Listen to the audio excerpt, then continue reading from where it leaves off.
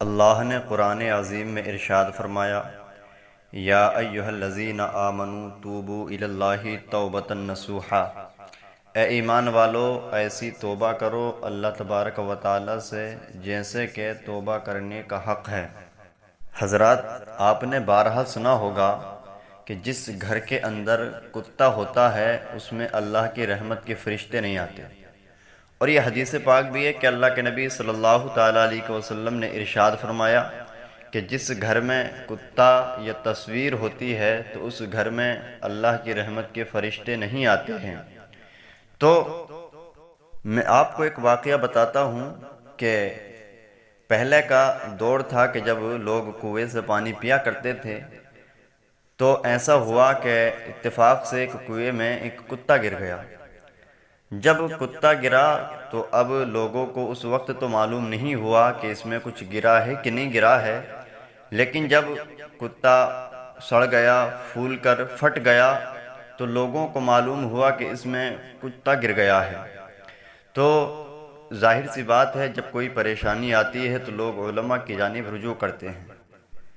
اب تو خیر کوئی مسئلہ ہی نہیں ہے کہ کتا گرے، کیونکہ اب تو ترقی یافتہ دور ہے کہ ہر گھر کے اندر ہیڈ پمپ موجود ہے، کتا گرنے کا کوئی سوال ہی نہیں۔ بہرکیف جب کتا کنویں کے اندر گرا، لوگوں کو بعد میں معلوم ہوا تو لوگوں نے علماء سے رابطہ کیا، ایک عالم دین کے پاس میں گئے اور جانے کے بعد میں مسئلہ بیان فرمایا کہ ایسے ایسے ہمارے یہاں کے کنویں میں کتا گر گیا ہے، اب پانی کس طریقے سے پاک کیا جائے گا، اور پانی کی حاجت ہے، پانی ہم کس طریقے سے پئیں۔ تو دیکھیے شرعی مسئلہ جو تھا علماء نے بتا دیا، عالم دین نے فرما دیا کہ آپ اگر اس کنویں کا سارا پانی نکال سکتے ہیں تو سارا پانی نکال دیں، اس لیے کہ بعض کنویں ایسے بھی ہوتے ہیں کہ جن کا سارا پانی نہیں نکالا جا سکتا ہے، نیچے سے پانی آتا رہتا ہے کہ جس کو چویا کہا جاتا ہے، یعنی نیچے سے پانی آتا رہتا ہے تو اس کا سارا پانی نکالنا ممکن نہیں ہے۔ تو عالم دین نے بتا دیا کہ اگر آپ سارا پانی نکال سکتے ہیں تو اس کنویں کا سارا پانی نکال دیں، ورنہ آپ ایسا کریں کہ 200 ڈول اس کنویں کا پانی نکال دیں، آپ کا جو ہے کنویں پاک ہو جائے گا، آپ کا وہ پانی پاک ہو جائے گا۔ تمام کے تمام لوگ آئے، کنویں پر جانے کے بعد میں تمام لوگوں نے مل کر 200 ڈول کی بجائے 300 ڈول پانی نکال دیا۔ جب 300 ڈول پانی نکالا تو اب آپس میں ایک دوسرے سے کہنے لگے کہ کنواں پاک ہو گیا؟ ہاں پاک ہو گیا۔ تمام نے کہا ہاں پاک ہو گیا۔ اب پانی نکالنے کے بعد میں ایک دوسرے کو پلا رہے ہیں کہ پیجئے، لیکن کوئی پینے کو تیار نہیں ہے۔ ایک دوسرے سے کہہ رہے ہیں کہ جب پانی پاک ہو گیا تو پینے میں کیا برائی ہے، لیکن کوئی پینے کے لیے تیار نہیں ہے۔ پھر تمام کے تمام لوگ عالم دین کی بارگاہ میں گئے اسی کی کہ آپ نے مسئلہ بتایا تھا تو ہم آپ کی بارگاہ میں آئے ہیں۔ تمام لوگ جیسے ان کی بارگاہ میں گئے تو انہوں نے کہا کہ آپ نے مسئلہ بتایا ہے کہ 200 ڈول پانی نکال دیا جائے، کنواں پاک ہو جائے گا، تو ہم نے نکال دیا ہے، لو یہ پانی پہلے آپ ہی پیے، آپ نے ہی مسئلہ بتایا ہے۔ عوام کو ہر جگہ تنگی میں عالم دین ہی یاد آتے ہیں۔ ویسے تو عالموں کو بہت کم یاد کرتے ہیں لوگ، یہ سمجھتے ہیں کہ ہمیں ان کی ضرورت کیا ہے، لیکن یاد رکھنا دنیا تو دنیا ہے، میدان محشر میں بھی ان عالموں کی ضرورت پڑے گی۔ اس لیے کہ حدیث پاک میں یہ بھی آتا ہے کہ جب نفس و نفسی کا عالم ہوگا، کوئی کسی کا پرسان حال نہیں ہوگا، تمام لوگ آپس میں ایک دوسرے سے مشورہ کر رہے ہوں گے کہ کریں تو کیا کریں، تو پھر آپس میں مشورہ یہ ہوگا کہ چلو عالم دین کی بارگاہ میں چلتے ہیں، علماء کی بارگاہ میں چلتے ہیں، وہی کوئی نہ کوئی بات بتائیں گے، وہی ہمارا مسئلہ حل فرمائیں گے کہ اب ہمیں کیا کرنا ہے۔ تو دیکھیے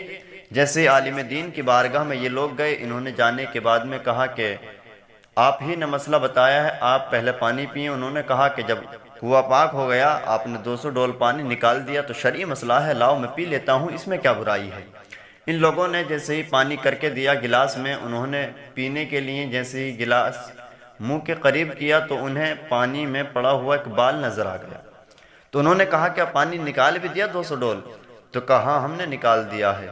تو انہوں نے فرمایا کہ یہ پھر بال اس کے اندر کہاں سے آ گیا؟ تو کہا ہم سے جتنا کہا تھا آپ نے، ہم نے اتنا کر دیا۔ تو انہوں نے کہا کہ تم نے اس کے اندر جو کتے کے اجزاء تھے انہیں بھی نکال دیا ہے؟ تو کہنے لگے ہم نے ان کو نہیں نکالا ہے۔ تو دیکھیے عالم دین نے کہا کہ بھئی جب تم نے اس کو جو اصل گندگی تھی اسے ہی نہیں نکالا ہے تو تمہارا کنواں کیسے پاک ہو جائے گا؟ تو ٹھیک بالکل اسی طریقے سے اگر ہم لیلۃ القدر میں آ رہے ہیں، شب قدر میں آئے ہیں، تو ہمارا مقصد یہ نہیں ہونا چاہیے کہ ہمیں صرف نفل نمازوں کو پڑھنا ہے اور ہمیں دعائیں مانگنی ہیں، اس کے علاوہ ہمیں کچھ نہیں کرنا ہے۔ حضرات، آپ چاہیں پوری رات مصلی پہ بیٹھے رہیں، اپنی پیشانی کو سجدے میں رکھے رہیں، لیکن جب تک آپ اپنے دل کے کنویں سے گندگی کو نہیں نکالو گے تو آپ کا یہاں پر آنے سے کوئی فائدہ نہیں ہونے والا ہے، اس کا کوئی مطلب نہیں ہونے والا ہے۔ جب تک آپ اپنے دل سے حسد کو،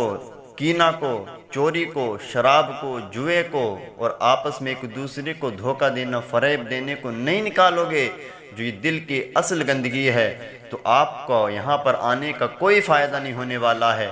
آپ جب یہاں آئے ہیں تو آپ کو چاہیے آپ کے دل کے اندر جو گندگی ہے اس کو باہر کیجیے گا، اس لیے کہ جس گھر کے اندر کتا یا تصویر ہوتی ہے وہاں پر اللہ کی رحمت کے فرشتے نہیں آتے ہیں۔ تو جس دل کے اندر حسد ہوگا، جس دل کے اندر کینہ ہوگا، جس دل کے اندر جو ہے شراب ہوگی حضرات محترم، تو اللہ تبارک و تعالی بھی اس دل پر اپنی نظر رحمت نہیں فرمائے گا۔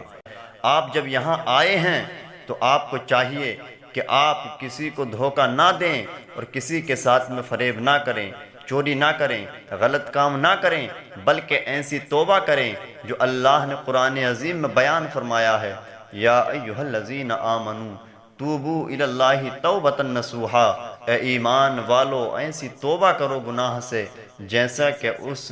توبہ کرنے کا حکم ہے۔ اور میں ایک مثال بتا دیتا ہوں کہ گناہ سے توبہ کرنی کیسی چاہیے، کہ جب آپ بھینس کے تھن سے دودھ نکال لیتے ہیں تو دوبارہ اس راستے کے ذریعے سے وہ دودھ بھینس کے اندر نہیں جا سکتا ہے، تو ٹھیک ہمیں ایسے ہی توبہ کرنی چاہیے کہ جس گناہ سے ہم نے توبہ کر لی ہے اب کبھی بھی ہم دوبارہ اپنی زندگی میں وہ گناہ نہیں کریں گے، اور ایسی توبہ کرنی چاہیے، یہ عہد کرنا چاہیے کہ ہم نے اپنی زندگی میں جو گناہ کیے وہ کیے، لیکن آئندہ اگر ہماری صبح ہوگی تو اب ہم سے کبھی گناہ نہیں ہوگا۔ اللہ کی بارگاہ میں دعا ہے کہ ہمیں نیک عمل کرنے کی توفیق عطا فرمائے۔